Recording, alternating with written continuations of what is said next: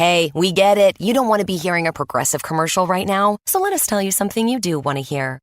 You are intelligent. You make all the right decisions. You were smart before smart was cool, and you made it cool again. You have a wealth of knowledge, and you are so very clever. I bet you already knew I was going to say that, you genius. There, don't you feel better? You'll also feel better when you hear you could save big when you switch to Progressive. But I'm pretty sure you already knew that, too. Progressive Casualty Insurance Company and Affiliates.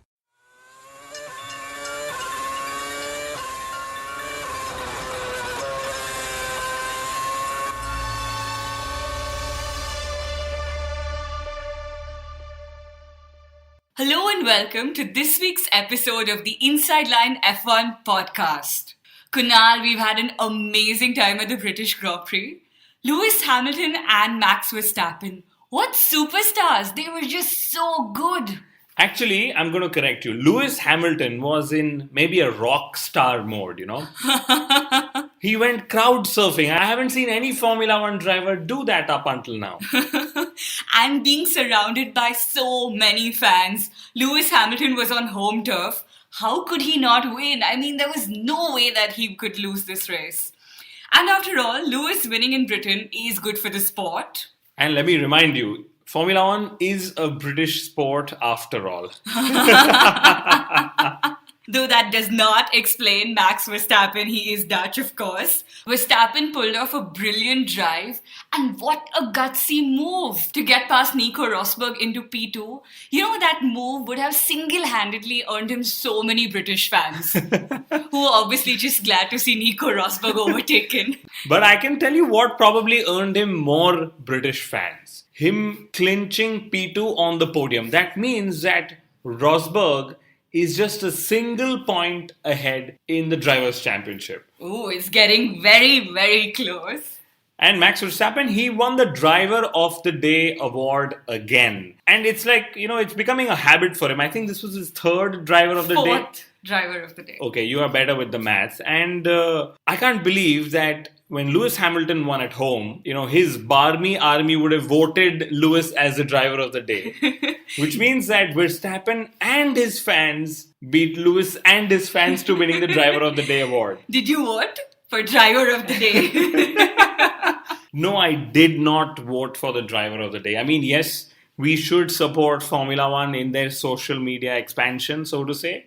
But this to me is too frivolous. But anyway, well, thanks to the mixed weather conditions, Red Bull Racing could actually challenge Mercedes in Silverstone. I mean, I don't know if we will have a genuine fight on our hands as the season progresses, but I'd love to have mixed weather races. I mean, Bernie's sprinklers idea could well make Formula One exciting.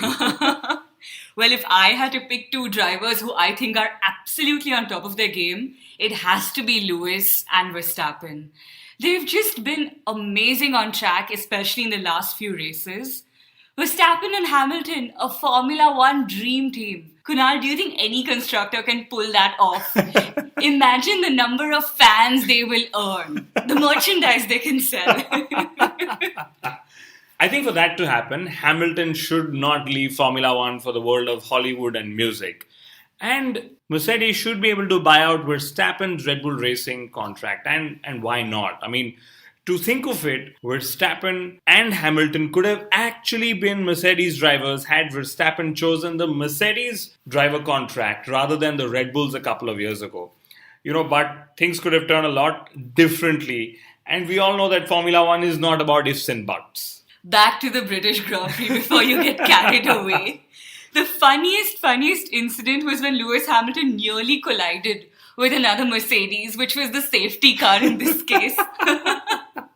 This is absolute proof that Hamilton is more susceptible to crash into another Mercedes when it is leading a race.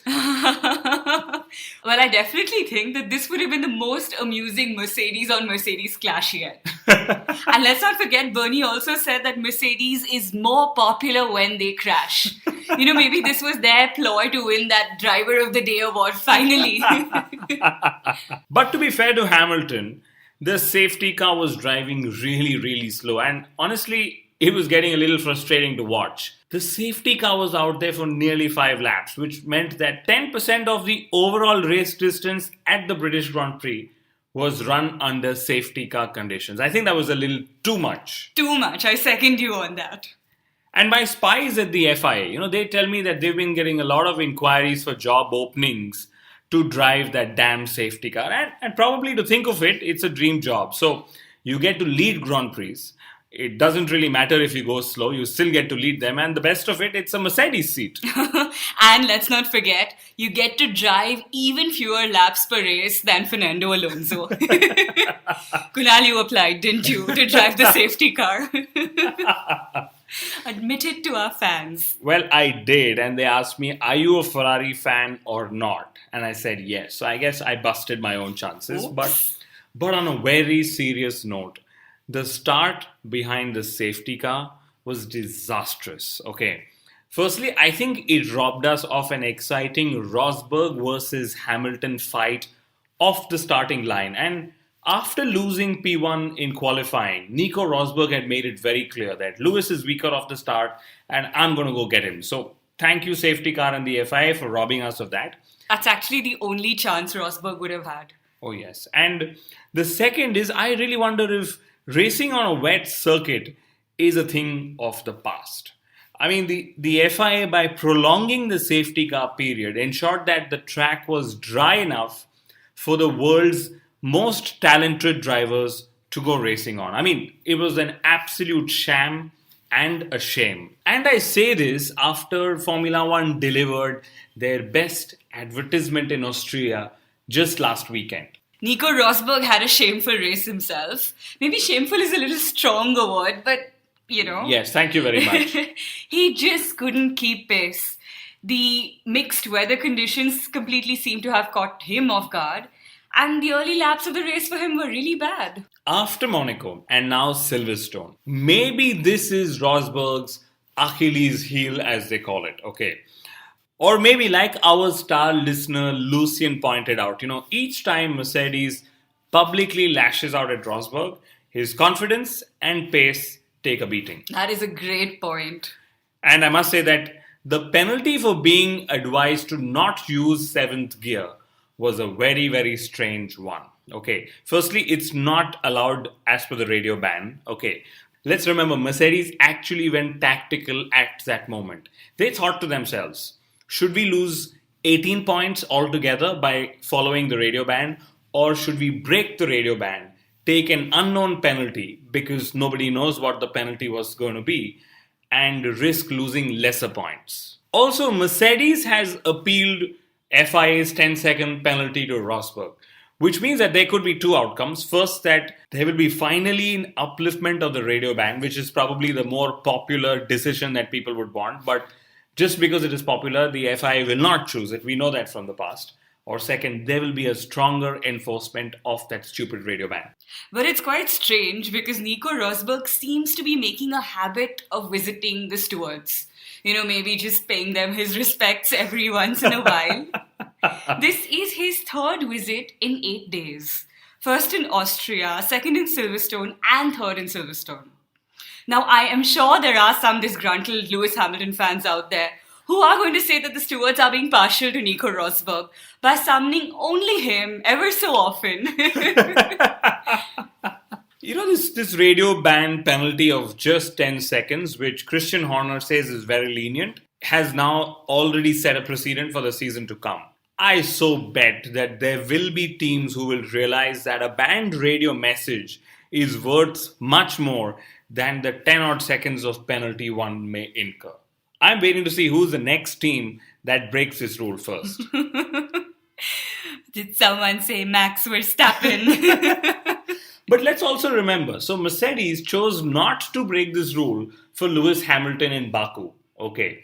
But they broke this very rule for Nico Rosberg. I wonder if this is why the British fans booed Nico Rosberg. Maybe they thought that Lewis Hamilton would figure out the settings himself, but they weren't quite sure that Nico Rosberg would be able to, so... But speaking of the booing, the British fans got their revenge, and how? Rosberg was endlessly and relentlessly booed on the podium, and We predicted this I am last not happy episode. to be right. It was so sad. It just reeks of really bad sportsmanship. Maybe Rosberg will get his revenge when his fans get back at Lewis by booing Lewis at the German Grand Prix, his home Grand Prix. That's if Lewis doesn't go ahead and win it anyway. That's if Rosberg yet has fans by the time the German Grand Prix gets here. Or maybe that'll only happen at the Finnish Grand Prix. So here's a funny one that I read on Twitter from Andy Franktic M. I don't know who he is, That's a cool name. Yeah, he put a brilliant tweet out there. So he said that 52% of the crowd at the British Grand Prix booed Nico Rosberg, but some regretted it afterwards and then Googled, who is Nico Rosberg? Followed by, what does booing Nico Rosberg mean? Well, if it makes Nico Rosberg feel any better, he is in illustrious company this weekend when it comes to being booed at sporting events. Because British Prime Minister David Cameron was also booed at the Wimbledon final. Isn't he already the former British Prime Minister? Okay, politics aside. I think I also read somewhere that Ayrton Senna got booed a lot of times, or probably every time he stepped out at Silverstone as well. Although I don't mean comparison to Rosberg. I mean, oh shit, probably this stat will get Lewis pissed off. And all his fans, let's be careful. But I do feel for Rosberg. Like I said, from a 43-point lead not too long ago, and I think it was probably 3 races back, he's now down to a single point. I mean, he must really be wondering, what do I need to do to finally beat Lewis Hamilton to a world championship? I'm sure he has absolutely no idea. And that's why we're going to send him all our good wishes, because we want to see a fight this season. And we should also thank Mercedes on that very note for letting their drivers race. Thank you, Mercedes. Yes. So we had a big breach of the bro code this weekend, and the culprit was Niki Lauda. So Niki Lauda claimed that Lewis Hamilton trashed his room in Baku after Hamilton's awful qualifying performance. Well, he also retracted that very statement. Niki Lauda is doing all those stereotypical things that people do after ending a relationship. Or, in this case, a bromance. So he's had a rebound. Nico Rosberg, ice cream, let's not forget. And now he's trash-talking his ex. Or rather, talking about trashing in terms of his ex. So Lauda even supposedly called Lewis a liar. And of course he retracted that too, but it's just so strange. In all of this, let me remind you that the one man who's not moving anytime soon is Mithila's favorite, Kimi Raikkonen. Thank God. Kimi Raikkonen re-signed with Ferrari instead of resigning from Ferrari. Let's remember that, okay? Clever wordplay, Kunal. We don't know if it's a 1-year extension or maybe more, but let's remember, Arriva played it very, very cleverly. He ensured, he said that it was Sergio Marchionne who extended Kimi Raikkonen's contract and not himself. Which means that if Kimi doesn't perform, he knows he can blame his boss. Smart man. We should learn a trick or two from him. Kimi also said something very typically Kimi. He said that he's really happy to have disappointed some people by signing the new contract. He surely didn't disappoint you. He would have disappointed Vettel too, because Kimi has now overtaken Vettel in the World Drivers' Championship. Oh, wow. Unexpectedly, but he's awesome like that. But why have Ferrari retained Kimi Raikkonen? Were they right in re-signing Kimi Raikkonen? In my view, and absolutely my view, they should have let go of him and signed on a younger and possibly quicker driver. Okay, Kimi Raikkonen 2.0, the guy who's come back to Lotus and now Ferrari, has only been a shade of his former world champion self. Okay, of course, Ferrari wouldn't have had better options because, like we keep saying, they've been locked in by Red Bull as well. So they probably thought that let's just retain our slow and stable team rather than trying to make it a little unstable and fast. So that's my little view on why they re-signed Kimi Raikkonen. But since they've probably signed him only for a year, it's not public yet. I wonder what their options are, and I can tell you there'll be plenty. And there's probably Daniel Ricciardo, there's my favorite Carlos Sainz Jr., Max Verstappen, there's probably Fernando Alonso, there's even Lewis Hamilton. I mean, my head is going all over the place trying to think of the possibilities, and next year's silly season is going to be sillier than ever before. And I can't wait. Raikkonen's extension also means that post every race in 2017, the two of us were going to land up speculating about his replacement and retirement plans and all of that. Talking of retirement plans, Jenson Button gave the strongest indication yet that he won't be driving for McLaren Honda next season. He said that if he's racing in 2017, it will be in a competitive car. And we all know that's definitely not going to be McLaren. Ouch and ouch. Slightly below the belt. But the not so surprising part here is that Jenson Button is willing to take a pay cut. And Felipe Massa too. I mean, either the 2017 cars are going to be too much fun, or these two gentlemen haven't figured out their retirement plans yet. They've clearly not been listening to our podcast. Red Bull Racing, things have been changing clearly as we predicted ever since Max Verstappen has moved in. We had predicted that Ricciardo would be the next Mark Webber, and we're already seeing such glaring signs. The Red Bull Racing team is already rallying behind Verstappen, and hey, I can see why. That guy is a superstar. And though Ricciardo insists that their rivalry will push the team to new heights, that, to me, also sounds like a typical Mark Webber. I'm sure Ricciardo is not pleased. I mean, I love Daniel Ricciardo, and I know that you are dying to go to the other news section that, you really love hosting. But it is really worth noting at this moment that Carlos Sainz Jr., a driver who you aren't really too fond of, is ahead of Danny Kivat in the World Drivers' Championship. And this is despite not having driven a Red Bull Racing this year or having finished on the podium. Maybe Ferrari should and will sign him in 2018. Wishful thinking. I think we do not have a more demotivated driver than Danny Kivat on the grid. Yes. So we should not even consider that. But yes, lots of other fun, awesome, interesting things happening in the world of Formula One. What she means is funny news from the world of Formula One. Oh. So here's why we think that Formula One is greater than tennis. At the Wimbledon, players threatened to urinate on court since they had very limited pee breaks. Do you have any idea what Formula One drivers might be going through? Remember, they carry a water bottle to drink. They don't have a dispenser in the car though. Honda has admitted that no Formula One team wants to be its second partner. That took a long time admitting. But I wonder why no one wants to partner with them.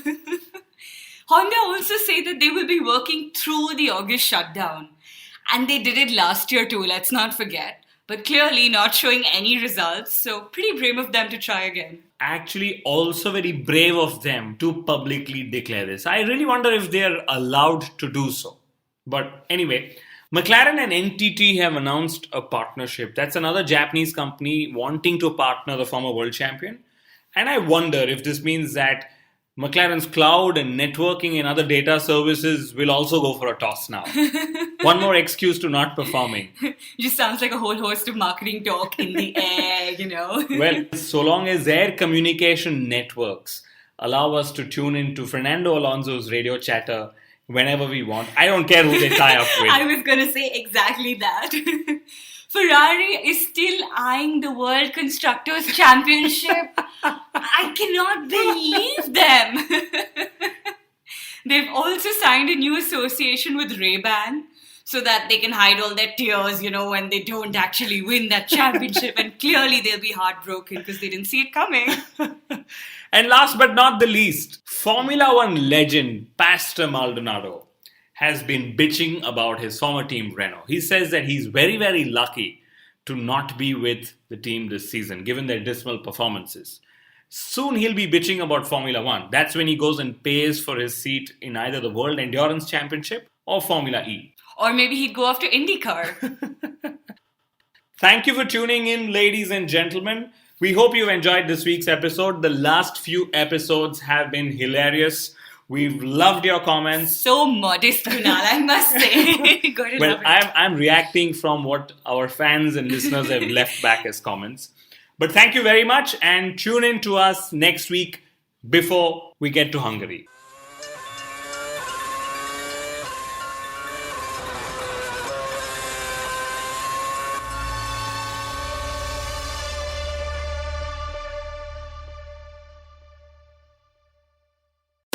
Pros bring something extra to every job. Now at the Home Depot, they also get something extra. Pro Extra, our free loyalty program built for pros just like you. Members earn perks with every dollar spent, like Pro Extra Dollars, a tool rental credit, and more. New members get $20 off their next in-store purchase of $200 or more just for signing up. Learn more at homedepot.com/Pro Extra. New year, more rewards, Pro Extra, only at the Home Depot. How doers get more done.